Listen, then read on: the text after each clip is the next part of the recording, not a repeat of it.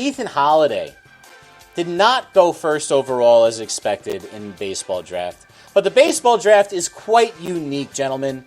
You don't have to go first overall to get the most money. And Ethan Holiday got the most money ever for a bonus for the Colorado Rockies, selected to his father's team.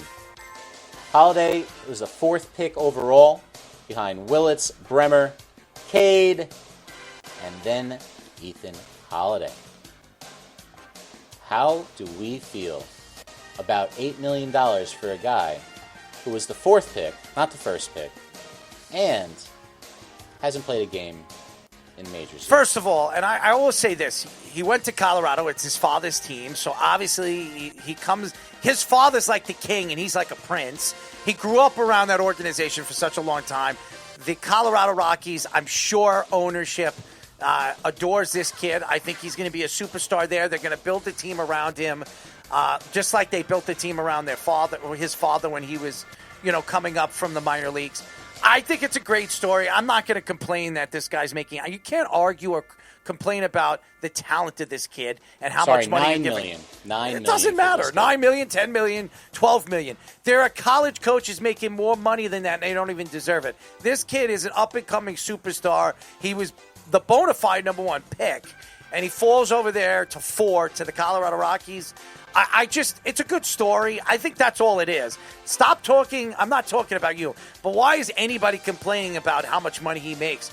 To me, that's pennies for what this kid's going to make 6-7 years down the road when he becomes a free agent. So I think the kid's a better player than his older brother. That's what I think Ethan's going to be. I think he's going to be a star in this league. I was going to say, I think the Rockies are not going to be spending much money anyway. So they're after the Chris Bryant contract, it's $9 million.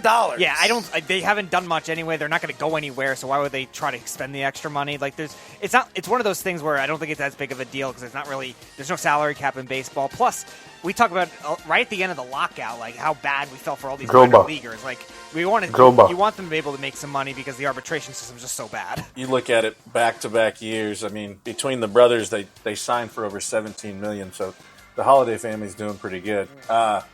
It's different because you have a pool of money, and people always look at it like slotted or whatever, but you take a pool of money, he has leverage. Obviously, he was not going to turn down any type of money being drafted in the top 5. Surprisingly, he fell to 4, which was surprised a lot of us. But yeah, I mean, he can demand what he wants because he's young, he's out of high school, he has leverage, obviously has the pedigree. I expected him to be close to his brother. I didn't expect him to be almost $1 million more because his brother signed for 8.1. So, but I mean, hats off. Go make your money while you can. And it's a great situation for him. His dad obviously coaches at Oklahoma State with his brother, but they're not too far away. So I think it's a great fit for them. And I think it gives Rockies fans something to cheer about, which there hasn't been much to cheer about. So I think it's a win-win for both of them.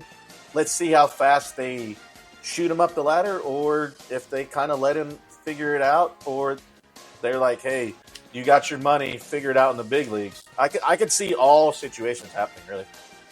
So why does the 4th overall pick get more money than the top pick overall in baseball? How does that even make sense? It just kind of depends. Well, agent, pedigree, there's a lot that goes into it. Leverage, we had a kid that got drafted in the 5th round last year, high school kid going to LSU, and he got 5th round, but he got 1.4. So there's leverage. They knew he was going to LSU, so let's overpay him a little bit. So it's if you come to go in our farm system instead of college, we'll give you this money type of thing. Yeah, so kind of.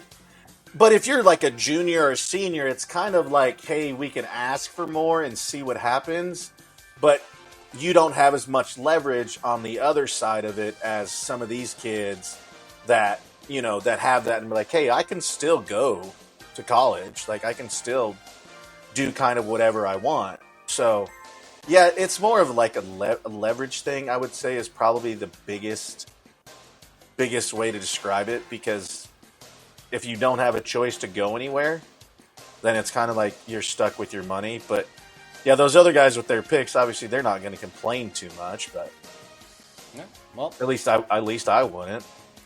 well, baseball is very unique. Every other sport that I know, it's like slotted in how much you make. Yeah, based 'cause, on I mean, the you order had- you get picked. Yeah, top 5. I mean, it gives you, and the crazy part too is like 3 of the top 5 were college guys, and and they give you can go on and see what like the evaluation for the number 1 pick. The pick value of this year was 11 million, and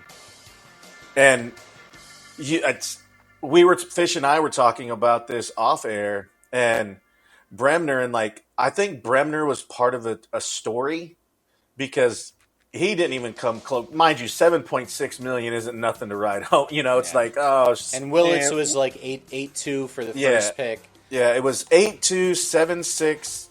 Kate Anderson got 8.8, and then Ethan got 9 million, which his pick value was 8.7. So his was closest to actually his pick value. So, but everybody else has kind of been under their pick value, which usually you see a lot of the high school guys be a little bit more.